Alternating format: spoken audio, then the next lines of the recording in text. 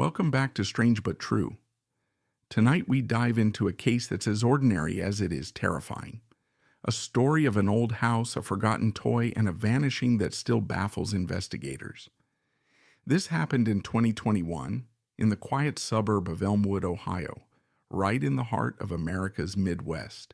An elderly couple fresh from retirement moves into a century-old Victorian home, only for one of them to disappear without a trace. What you're about to hear is drawn from police reports, neighbor interviews, family statements, and even a local historian's archives. No embellishments, just the facts that make your skin crawl. Settle in, dim the lights, because sometimes the scariest things hide in plain sight right above your head. Our story centers on Harold and Evelyn Thompson, both in their mid-70s. Harold was a retired accountant from Cleveland, Evelyn a former school teacher. After decades in the city, they wanted peace and quiet. In early spring 2021, they bought a fixer-upper on Maple Street in Elmwood, a charming but run-down Victorian built in 1892. Locals called it the Old Whitaker Place, after the family who'd lived there for generations, before selling it vacant. The Thompsons were thrilled. They spent weeks unpacking, painting, and making it their own. Harold, always the handyman, tackled the attic first, what they called the loft in that house. It was accessed by a pull-down ladder in the upstairs hallway, leading to a trapdoor about 2 feet by 3 feet. On a sunny Saturday afternoon, May 15th, Harold decided to clear it out. Evelyn heard him climbing up around 2 p.m. She stayed downstairs sorting linens. Up in the loft, Harold found it mostly empty. Dusty floorboards, a few broken crates, cobwebs dangling from the rafters. But in the far corner, under a beam of light from a small vent window, sat a stuffed bear. Not a cute teddy. This thing was massive, easily 5 feet tall if standing, with matted brown fur, glass eyes that stared blankly, and a stitched smile that looked more like a sneer.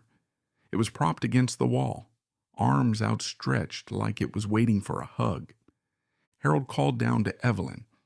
"Ev, you got to see this. There's a giant stuffed bear up here, too big to fit through the hatch. Must have been built or something after they put it up." Curious, Evelyn climbed the ladder and poked her head through. She saw it too, enormous, dusty, out of place. "Well, we can't leave it there," she said. "It'll attract moths or worse. Why don't I get you the big kitchen knife? You can cut it into pieces and pass them down through the trap door. Then we can toss it in the trash." Harold chuckled, agreeing it was a practical plan. Evelyn went downstairs to fetch the knife, a sharp 8-inch blade from their cutlery set. She handed it up to him through the hatch. "Be careful," she warned. "Don't cut yourself." As she turned to go, Harold called after her. "While you're down there, mind making me a cup of coffee? Black, 2 sugars. This might take a bit." Evelyn smiled and headed to the kitchen. She brewed a fresh pot, took about 10 minutes, poured his mug, added the sugars, and carried it back upstairs. "Harold, coffee's ready," she called, climbing the ladder partway. No answer. She pushed the trapdoor fully open and hoisted herself up. The loft was silent. The knife lay on the floor, untouched. The stuffed bear was still there, but it looked different, bigger, swollen almost, like it had inflated. Its fur seemed fluffier, its eyes shinier. And Harold? Gone. No footprints in the dust except his earlier ones, leading to the bear. The vent window was nailed shut from the outside, impossible to escape through. No other exits. Evelyn's heart raced. She called his name, searched every corner, nothing. Panicked, she scrambled down and dialed 911. "My husband's disappeared. He's just vanished from the attic." Elmwood police arrived within 20 minutes. Officers Ramirez and Klein. They searched the loft, the house, the yard. No sign of forced entry, no blood, no struggle. The bear was indeed too large for the hatch, measuring over 6 feet by their estimate. They tried to move it. It was heavy, like it was filled with sand or something denser than stuffing, but no Harold. Detectives took over. Forensics dusted for prints, only Harold's and Evelyn's. They photographed the bear, noting its unusual size and condition. No hidden compartments in the loft, no secret doors. Neighbors reported seeing nothing unusual, no cars, no shouts. Harold's wallet, keys, and phone were downstairs on the kitchen table. He hadn't left voluntarily. The case made local news. Elderly man vanishes from attic, wife baffled. Theories swirled. Did he fall through a weak floorboard? The floor was solid. Heart attack and hidden body? No remains. Evelyn was questioned extensively, but cleared. Polygraph showed she was truthful. Weeks turned to months. Harold never returned. No bank activity, no sightings. Evelyn, heartbroken, stayed in the house but avoided the loft. She boarded up the trapdoor, but at night she'd swear she heard faint rustling above, like something shifting weight. One evening in July, while gardening, Evelyn chatted with her neighbor, Mrs. Gladys Harper, an 80-year-old widow who'd lived on Maple Street for 50 years.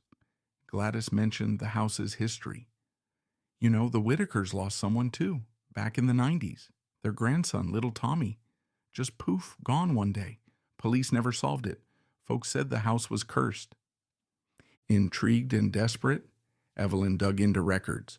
She found the Whitaker family's contact through old property deeds. An aunt, Margaret Whitaker, now living in Cincinnati. Evelyn called her, explaining Harold's disappearance, the loft, the massive stuffed bear. Margaret's voice trembled on the line. A big bear? Lord, no. When we lived there was a bear in the attic, but it was small. A child-sized teddy, maybe 2 feet tall, belonged to my nephew Tommy. He loved that thing, carried it everywhere. But Tommy, he was murdered. Or at least that's what we think. He was only 7. Went missing in '94 while playing in the house. We found his toy bear in the loft days later, but no body. Police ruled it a kidnapping, but no ransom, no leads. We left it up there as a sort of memorial. Never touched it. Too painful. Evelyn pressed, but this bear is huge now. Could it have grown? Margaret paused. Grown? That's impossible. Unless there were rumors. The house was built on old farmland, and back in the 1800s there was a tragedy. A child from the original family drowned in a well. They say his spirit lingers, luring others, but that's just ghost stories. Still, Tommy's bear was normal-sized when we sold the place. If it's bigger now, God help you. Evelyn hung up, chilled. She contacted the police again, mentioning the connection. Detectives reopened the Whitaker file. Similarities were eerie. Tommy vanished from the upstairs hallway, near the loft access. No clues, no body. And in the original 1892 blueprints, there was no mention of a bear or any toys left behind. Locals shared more whispers. Elmwood's Historical Society dug up tales of the loft lurker, an entity tied to the house, manifesting as a comforting toy to draw in the vulnerable. Elderly folks, children, anyone alone. It feeds on them somehow, growing with each victim. Skeptics called it urban legend, but one retired cop who worked Tommy's case confided off record. We found fur fibers on the boy's clothes that didn't match the bear, almost like human hair mixed in. Evelyn eventually sold the house in 2023, moving to Florida. The new owners, a young family. They reported nothing unusual yet, but last year, in 2025, a real estate listing noted attic storage with vintage stuffed animal needs removal. The official conclusion on Harold Thompson, missing, presumed dead, possible accident or foul play, but no evidence. Tommy Whitaker, still unsolved. What really happened in that loft? Was it a tragic coincidence, a hidden killer, or something supernatural? A cursed bear that grows by consuming souls? Evelyn swears on her life it wasn't just a toy, it was alive and it took my Harold. This case remains open, a footnote in Ohio's cold files. If you've got theories, psychological, paranormal, or otherwise, drop them in the comments. Could it be explained by science? Or is there something darker at play in old houses like that? Thanks for tuning in.